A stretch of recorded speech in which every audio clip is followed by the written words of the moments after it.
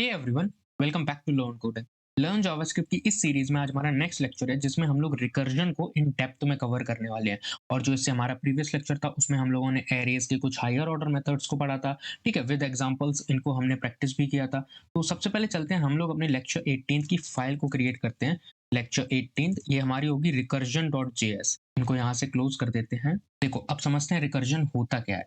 जैसे एक फंक्शन है, बेसिक सा फंक्शन हमने क्रिएट किया, अपना बेसिक सा फंक्शन जो होता है सिंटैक्स, इसको क्रिएट किया। और अगर ये फंक्शन खुद को कॉल कर रहा है बार बार, कब तक? जब तक ये डिजायर्ड आउटपुट जनरेट ना कर पाए, यानी डिजायर्ड आउटपुट ना क्रिएट कर पाए, तब तक ये खुद को कॉल करता रहेगा। यही जो फंक्शन है वो रिकर्सिव फंक्शन है। अब फंक्शन खुद को कैसे कॉल करेगा? देखो, जैसे मैंने यहाँ पे तो फंक्शन को कॉल कर दिया, ये रिकर्सिव फंक्शन नहीं है। लेकिन इसी फंक्शन के अंदर मैं दोबारा इस फंक्शन को कॉल कर दूं, अब ये एक रिकर्सिव फंक्शन है। क्यों है? क्योंकि ये जो फंक्शन है नेम नाम का, ये खुद को कॉल कर रहा है खुद के अंदर, और ये खुद को तब तक कॉल करता रहेगा जब तक कि ये आउटपुट ना क्रिएट कर पाए। अब देखो, यहाँ पे मैंने नेम को कॉल किया, अब ये नेम जाएगा फंक्शन के अंदर और फिर इसमें जो कोड लिखा होगा उसको एग्जीक्यूट करेगा। और उसके अंदर मैंने फिर से नेम को, इसी फंक्शन को कॉल कर दिया। फिर ये जाएगा यहाँ पे, फिर कॉल करेगा, खुद को कॉल करता रहेगा जब तक कि आउटपुट ना क्रिएट कर पाए। ठीक है, तो ये एक रिकर्सिव फंक्शन है। अगर इसकी डेफिनेशन देखी जाए तो होगी, if a function is calling itself again and again and again to generate a desired out, तो it's called a recursive function. ये हमारा रिकर्सिव फंक्शन हो गया। अब हम लोग एग्जांपल के थ्रू समझते हैं रिकर्सिव फंक्शन होते क्या है और कैसे हम इनको क्रिएट कर सकते हैं, और विद एग्जांपल इसको समझेंगे अच्छे से। देखो, हम लोग एक फंक्शन क्रिएट करते हैं, फंक्शन रिकर्सिव नाम से। ठीक है, ये हमने एक फंक्शन क्रिएट किया और इसके अंदर मैं कंसोल करा दूं, console.log, this is a recursive function, this is a recursive function. ठीक है, मैंने कंसोल करा दिया। अब क्या हो कि मैं इस फंक्शन को यहाँ कॉल करूं, रिकर्सिव नाम से जो है फंक्शन, उसको मैं कॉल करूं और देन इसको रन करूं जब कोड को, तो देखो क्या आएगा, this is a recursive function मेरा प्रिंट होके आ गया। लेकिन मैं इस फंक्शन के अंदर ही फिर से इस फंक्शन को कॉल कर दूं, तो देखो क्या होगा। अब देखो यहाँ पे इसको जब रन करते हैं तो ये देखो रन होते ही जा रहा है, होते ही जा रहा है। अब एंड में जाके एरर आ गई, रेंज एरर। अब ये एरर क्या है, सबसे पहले इसको पढ़ो, maximum call stack size exceed. अब ये कॉल स्टैक क्या है? देखो, जब हम लोग एडवांस जावास्क्रिप्ट में थोड़े और आगे बढ़ेंगे तो कॉल स्टैक, हीप मेमोरी, इन सभी को बहुत ही डिटेल में पढ़ेंगे कि फंक्शन कैसे एग्जीक्यूट होता है, कहाँ पे स्टोर होता है, जाके कैसे फंक्शन कॉल होता है, ये सभी हम लोग बहुत अच्छे से पढ़ेंगे। यहाँ पे ये फंक्शन बार बार इसने खुद को कॉल किया और आउटपुट जनरेट करता गया जब तक कि हमारी कॉल स्टैक फिल नहीं हो गई, यानी फुल नहीं हो गई, कॉल स्टैक भर गई तो इसने एरर दे दी कि रेंज से बाहर है। लेकिन अगर ये रिकर्सिव फंक्शन है और ये खुद को बार बार कॉल कर रहा है और कॉल करते मुझे फिर एरर दे रहा है, तो हम इसको रोकेंगे कैसे? फिर यहाँ कॉन्सेप्ट आता है बेस कंडीशन का। इसका बेस कंडीशन का, हाँ जी, कि जहां पे मैं बेस कंडीशन लगा दूंगा वहां पे जाके ये फंक्शन खुद को कॉल करना बंद कर देगा। पहले क्या करेगा, खुद को कॉल करेगा ये फंक्शन ऐसे। देखो, एक काम करते हैं, कमेंट के अंदर इसको समझाते हैं अच्छे से। अब देखो, यहाँ पे फंक्शन ने खुद को कॉल किया, ठीक है। अब ये क्या करेगा, अपने अंदर जो फंक्शन लिखा है उसको फिर से कॉल करेगा। मतलब कि एक कंडीशन के लिए इसने फंक्शन को यहाँ पे कॉल किया, रिकर्सिव फंक्शन को। अब ये गया यहाँ पे, इसने कुछ आउटपुट दिया, ठीक है। उसके बाद इसने फिर से कॉल किया खुद को, फिर से कॉल करने के बाद ये फिर से खुद को कॉल करेगा, यानी ये कंडीशन जो है वो रिपीट होती रहेगी। कैसे? देखो, ये कंडीशन ऐसे रिपीट होती रहेगी, रिपीट होती रहेगी जब तक बेस कंडीशन जो है वो हिट नहीं हो जाएगी। और जैसे ही बेस कंडीशन हिट हो गई, फिर वहां से ये एक आउटपुट लेके आएगा। उसके बाद वो रिटर्न करना शुरू करेगा कि एक आउटपुट तुम लो, उसके बेसिस पे कैलकुलेशंस करो, कंप्यूटेशंस करो, उसके बाद आंसर जो मैं दे रहा हूँ उसको यहाँ पे कंप्यूटेशन करो या कैलकुलेशंस करो, फिर आंसर लो, फिर रिटर्न करते चले जाओ आंसर, और लास्ट में इस फंक्शन को रिटर्न कर दो और उसके बाद मुझे आंसर दे दो। अब ये क्या है भैया, कुछ समझ में नहीं आ रहा। चलो एग्जांपल से इसको भी समझते हैं। अब रिकर्जन का मतलब तो समझ में आ गया ना, फंक्शन खुद को कॉल कर रहा है बार बार। आ जाओ एग्जांपल पे। अब यहाँ पे मैं एक फंक्शन क्रिएट करता हूँ, कोडिंग नाम से करते हैं, ठीक है। जैसे हमने एक फंक्शन क्रिएट किया कोडिंग नाम से, और यहाँ पे मैं एक पैरामीटर ले रहा हूँ नम नाम से, ठीक है। और इसके बाद मैं इस फंक्शन में एक कंडीशन लगाऊंगा कि अगर नम की वैल्यू मेरी इक्वल हो जाए 0 के, तो फिर इस फंक्शन को स्टॉप कर दो और कंसोल कर दो यहाँ पे, console.log coding has been done, coding has been done. ठीक है, ये कंसोल कर दो।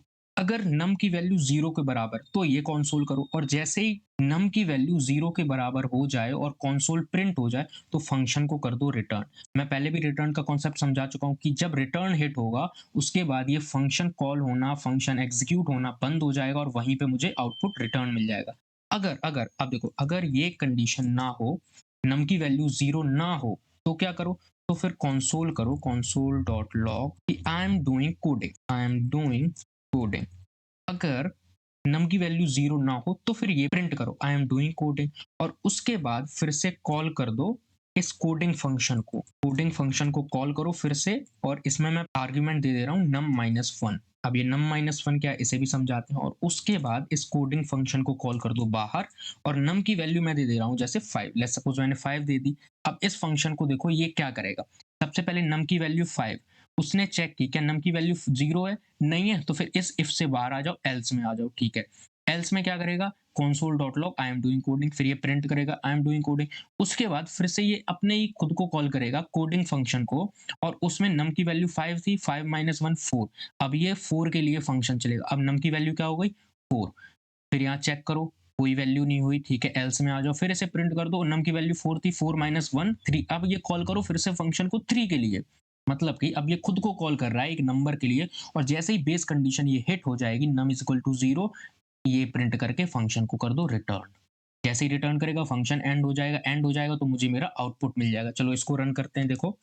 ओके, क्या प्रॉब्लम हुई, अच्छा ये वाला फंक्शन अभी भी रन हो रहा है शायद, हाँ। वो कॉल को हटाते हैं यहाँ से, और यहाँ से भी इसको, चलो कोई, ठीक है।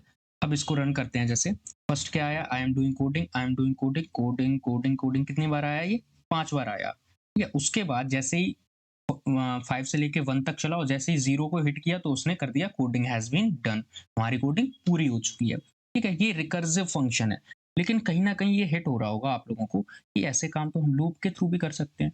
बिल्कुल कर सकते हैं, देखो रिकर्जन एंड लूप, लूप क्या करता है, आइट्रेशन करता है, आइट्रेशन एंड रिकर्जन दोनों कह सकते हैं सेम सेम है, थोड़ा बहुत डिफरेंट है, जो हम आइट्रेशन या लूप के थ्रू यही काम करेंगे जब हम बड़े बड़े क्वेश्चन सॉल्व करेंगे या अपने एल्गोरिथम्स के क्वेश्चन पे पहुंचेंगे, डेटा स्ट्रक्चर्स पे पहुंचेंगे, वहां हम लूप को प्रेफर ना करके रिकर्जन को करते हैं, क्योंकि जहां लूप की 10 लाइन्स होंगी ना, वहां पे रिकर्जन की 2 या 3 लाइन पे कॉन्सेप्ट को हम लोग सॉल्व कर लेंगे, क्वेश्चन को सॉल्व कर लेंगे, इसीलिए रिकर्जन को प्रेफर किया जाता है, ठीक है। लूप और रिकर्जन सेम है, हम इस क्वेश्चन को लूप के थ्रू भी कर सकते हैं और रिकर्जन के थ्रू भी कर सकते हैं, लेकिन यहाँ पे क्वेश्चन छोटा है तो समझ में आ रहा होगा कि लूप के थ्रू करेंगे तो लाइंस कम होंगी या रिकर्जन, लेकिन जहाँ पे बड़ी प्रॉब्लम्स आ जाती है ना, तो वहां पे रिकर्जन काम आता है। तो चलते हैं हम लोग एक और प्रॉब्लम को सॉल्व करने के लिए अपने रिकर्जन के थ्रू। प्रॉब्लम है हमारी फैक्टोरियल, क्या है, फैक्टोरियल, इसे, ठीक है, सब लोग जानते होंगे फैक्टोरियल क्या है। फैक्टोरियल अगर किसी नंबर का निकालना होता है तो वो क्या होता है, जैसे हमें 3 का फैक्टोरियल चाहिए, एक्सक्लेमेशन से हम लोग डिनोट करते हैं फैक्टोरियल को। 3 का अगर फैक्टोरियल चाहिए तो कैसे निकालेंगे, 3 का फैक्टोरियल होता है 3 मल्टीप्लाई 2 मल्टीप्लाई 1, ये हमारा 3 का फैक्टोरियल होगा। अगर हमें 5 का चाहिए तो क्या कर सकते हैं हम लोग, 5 मल्टीप्लाई 4 एंड मल्टीप्लाई 3 टू 1, मतलब कि जिस नंबर का हमें फैक्टोरियल चाहिए उस नंबर को वहां से लेके 1 तक मल्टीप्लीकेशन कर दो, फैक्टोरियल मिल जाएगा। इसका होता है 120, ठीक है, 120 इसका फैक्टोरियल होता है। एक काम करते हैं, इसको कमेंट आउट करते हैं। तो यहाँ पे एक बात नोटिस करने वाली है, 5 फैक्टोरियल 5 4 3 2 1 हो गया, 3 फैक्टोरियल 3 2 1 हो गया, 4 4 3 2 1 हो गया। वैसे ही अगर n फैक्टोरियल निकालना हो, n फैक्टोरियल, तो वो क्या होता है, n फैक्टोरियल की वैल्यू क्या होती है, n मल्टीप्लाई n माइनस 1 लिख सकते हैं, राइट, क्योंकि 1 से ही तो डिक्रीज हो रहा है, और फिर से मल्टीप्लाई कर सकते हैं n माइनस 2, फिर से मल्टीप्लाई कर सकते हैं n माइनस 3, और डॉट डॉट डॉट हम कहाँ तक मल्टीप्लाई कर सकते हैं, तो रुक जाओ 1 तक, ठीक है। चलो हमने लिख दिया, n फैक्टोरियल की वैल्यू ये हो गई, 5 फैक्टोरियल की वैल्यू भी हो गई। अब एक नोटिस करो, अगर 5 फैक्टोरियल को हम लिख सकते हैं 5 3 2 1, तो क्या हम 5 फैक्टोरियल को ऐसे नहीं लिख सकते, 5 मल्टीप्लाई बाई 4 फैक्टोरियल, राइट, लिख सकते हैं ना, 5 मल्टीप्लाई बाई 4 फैक्टोरियल। और उसके बाद हम 4 फैक्टोरियल को क्या लिख सकते हैं, 4 फैक्टोरियल को हम लिख सकते हैं 4 मल्टीप्लाई 3 फैक्टोरियल। कुछ हिट हो रहा है, अब ये क्या कर रहा है, खुद को ही तो कॉल कर रहा है बार बार, 5 factorial 5 into 4 into 3 into 2 into 1 हो गया। अब 5 फैक्टोरियल को हम ऐसे भी लिख सकते हैं 5 मल्टीप्लाई बाई 4 फैक्टोरियल, और 4 फैक्टोरियल को लिख सकते हैं 4 मल्टीप्लाई बाई 3 फैक्टोरियल, और वैसे ही 3 फैक्टोरियल को लिख सकते हैं हम लोग 3 मल्टीप्लाई 2 फैक्टोरियल, 2 फैक्टोरियल को लिख सकते हैं 2 मल्टीप्लाई बाई 1 फैक्टोरियल, और 1 फैक्टोरियल की वैल्यू सबको पता है कितनी होती है, 1 होती है। चलो अब इसको हम लोग फंक्शन के थ्रू, अपने कोड के थ्रू अच्छे से समझते हैं। हम एक फंक्शन क्रिएट करते हैं फैक्टोरियल नाम से, ठीक है, हमने फंक्शन क्रिएट किया फैक्टोरियल नाम से, और एक वैल्यू हम दे दे रहे हैं पैरामीटर n, ये नंबर है हमारा। और हमें फैक्टोरियल कैसे निकाल सकते हैं, हम फैक्टोरियल निकाल सकते हैं जैसे हम एक वेरिएबल में स्टोर करते हैं, फैक्ट नाम का वेरिएबल बनाया, फैक्ट नाम का एक वेरिएबल बनाया और उसमें स्टोर करना है। n का फैक्टोरियल क्या होगा, n multiply by n minus 1 n minus 2 n minus 3, यही तो होगा।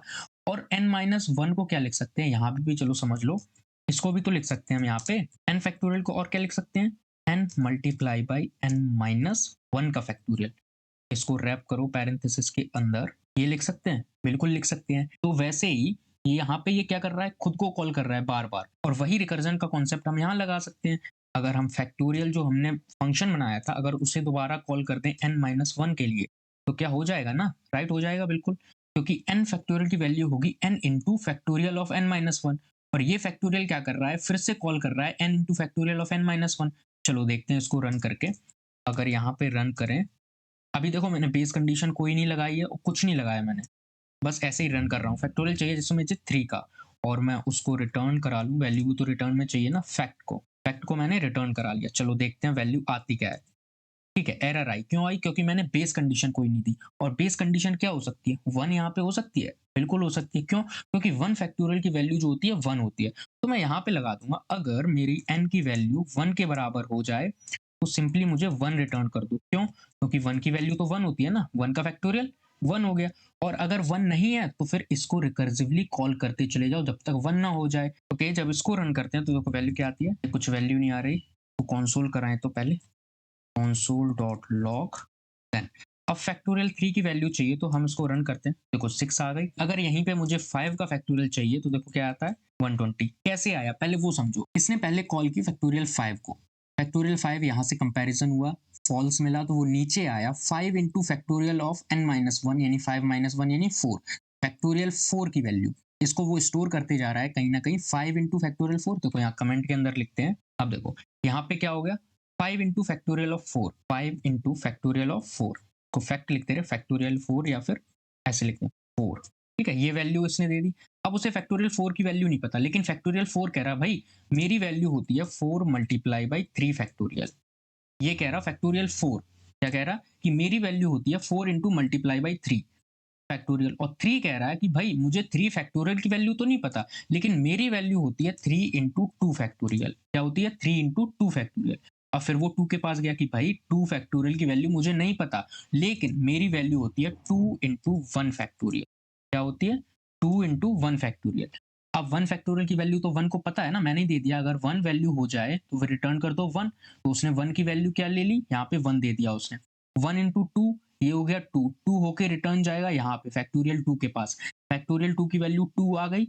अब वो 2 का मल्टीप्लाई करेगा 3 में, यानी कि 6। यहाँ से 6 रिटर्न हुआ। 6 किसका रिटर्न हुआ? 3 फैक्टोरियल की वैल्यू ली तो उसने यहाँ से थी ना, 3 फैक्टोरियल की वैल्यू रिटर्न हुई 6। फिर 6 मल्टीप्लाई 4, 24 हुआ। 24 रिटर्न हुआ कहाँ पे? 4 फैक्टोरियल में। और जैसे ही 4 फैक्टोरियल की वैल्यू 24 मिल गई, वैसे ये मल्टीप्लाई कर देगा 5 से, देन 120 आ जाएगा ऐसे। यानी कि ये खुद को कॉल करता रहेगा जब तक कि आउटपुट ना मिल जाए। आउटपुट आके यहाँ मिला और ये तब तक खुद को कॉल करता गया, वैल्यू रिटर्न करता गया। आई होप ये कॉन्सेप्ट आप लोगों को बहुत अच्छे से समझ में आया होगा। तो चलते हैं इस लेक्चर को यहीं रैप अप करते हैं। क्वेश्चन भी अच्छे से समझ में आया होगा। फिर मिलते हैं अपने नेक्स्ट लेक्चर में एक नए टॉपिक के साथ। देन तब तक के लिए बाय बाय।